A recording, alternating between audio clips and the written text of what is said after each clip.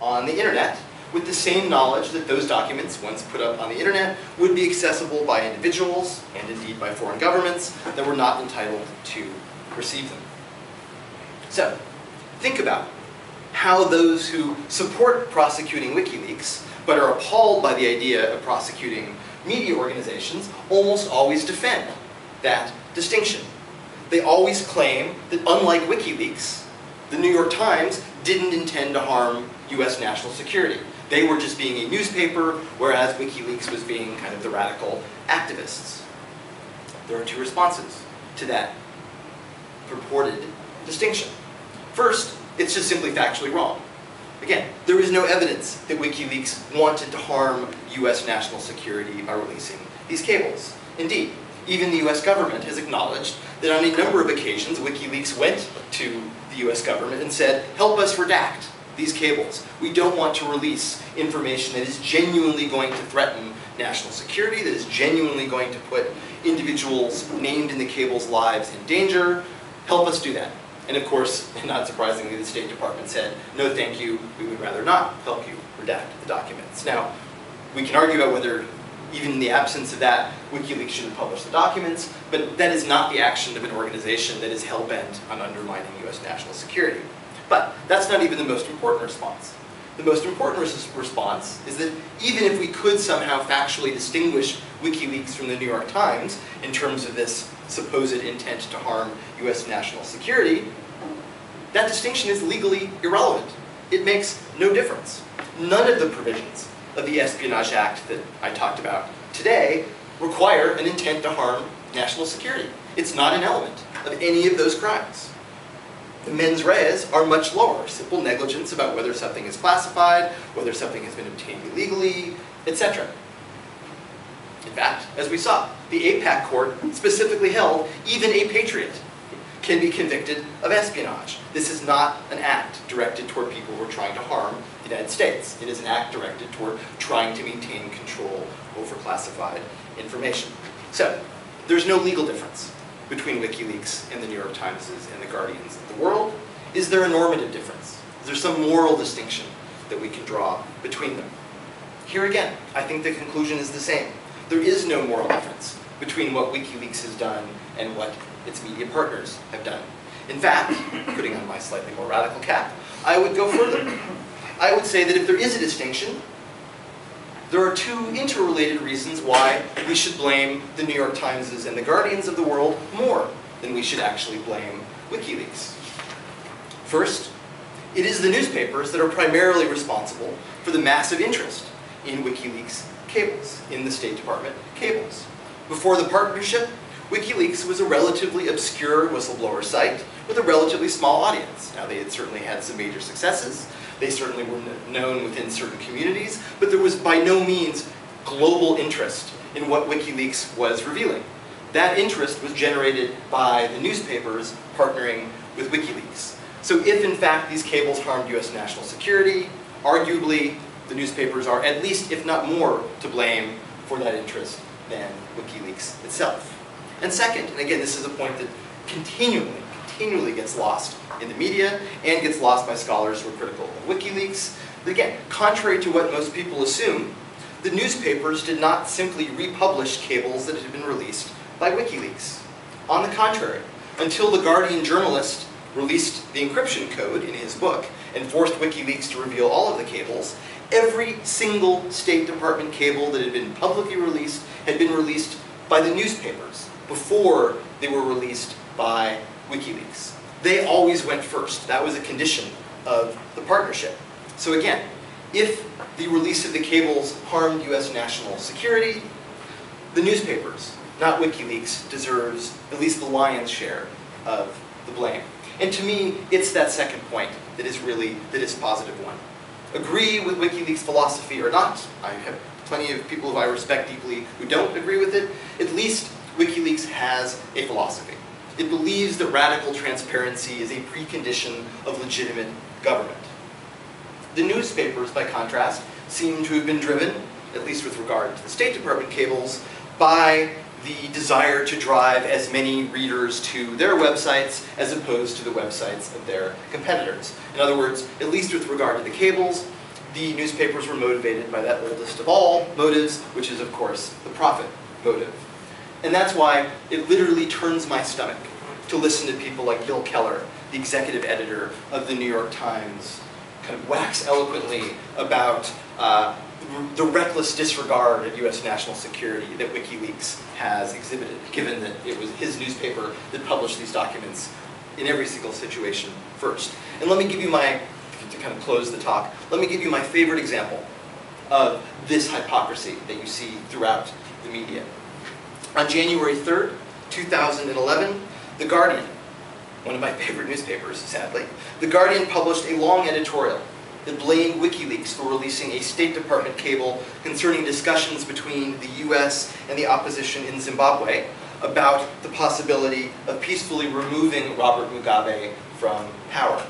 This editorial in The Guardian speculated that the release of the cable might lead Mugabe to prosecute members of the opposition for treason and may even lead to their execution following such a trial. And the editorial claimed, with a nice rhetorical flourish, that if in fact the opposition was prosecuted and if in fact the prosecution was executed, WikiLeaks would, quote, have blood on its hands for releasing the cable. Now, that editorial sat on The Guardian's website for 8 days, completely untouched, and then on January 11th, 8 days later, the newspaper quietly added a new paragraph to the very end of the editorial. I'll let you read that. That admission, I dare say, pretty much says it all. Julian Assange does not deserve to be in the dock for espionage, but if he does end up in the dock, the editors of his newspaper partners deserve to be there along with him. Thank you.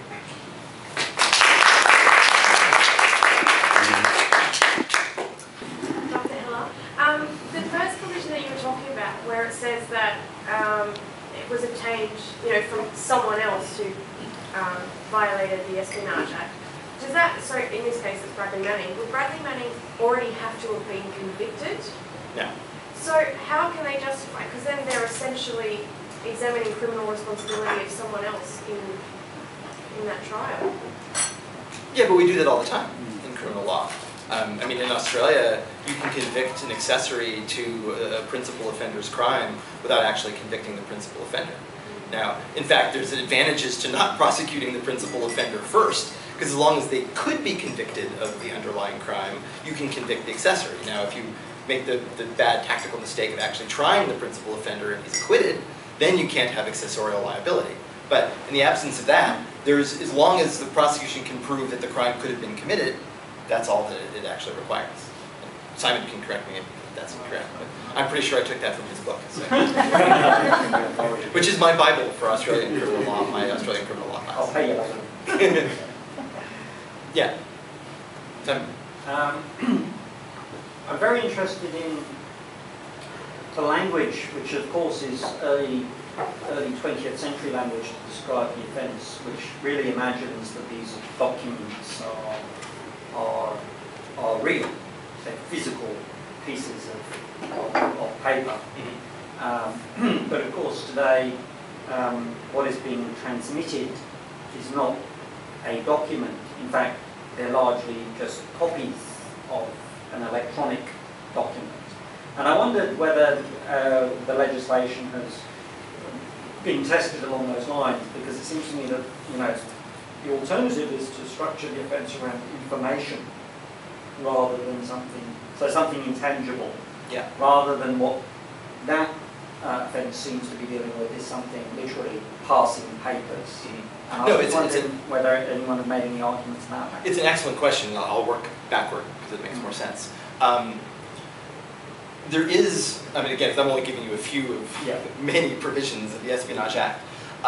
Other provisions in the Act distinguish between written information and oral information. Again, reflecting that it was written at a time where we weren't thinking so much about the internet.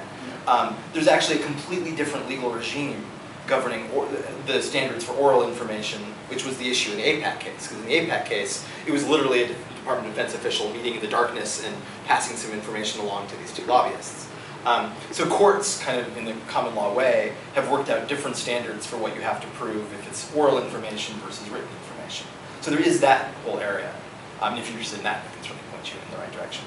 In terms of the more profound aspect of your question, which is how do you deal with the fact that this was written at a time when it was either oral or written, but this idea that you could have infinitely multiplied copies of the same document in milliseconds was clearly not within the contemplation of this.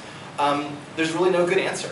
The courts are going to have to deal with this these analogies, and I think part of what I find so disturbing about the government's willingness to argue that the indirectly language is captured by publishing something on the internet.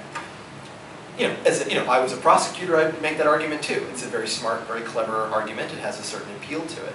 But it clearly is taking advantage of the fact that the language, although kind of abstract and broad, really wasn't designed to capture this idea that you're communicating, transmitting, or delivering simply by creating a blog or by creating a website that anybody can look at. I mean, it was clearly, and you see a little bit of that in in the UCMJ. This was written a while ago. This communicating with the enemy specification.